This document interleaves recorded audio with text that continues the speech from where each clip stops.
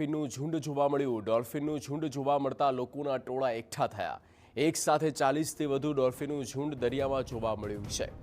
વહેલી સવારે સમુદ્ર શાંત હોય ત્યારે ડોલ્ફિન દેખાય.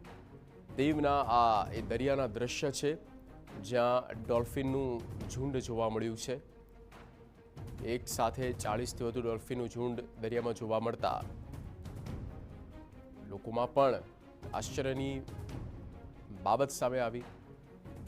વહેલી સવારની આ ઘટના બની છે જ્યાં દરિયો શાંત હોય અને તે સમય પર આ ડોલ્ફિન જોવા મળી.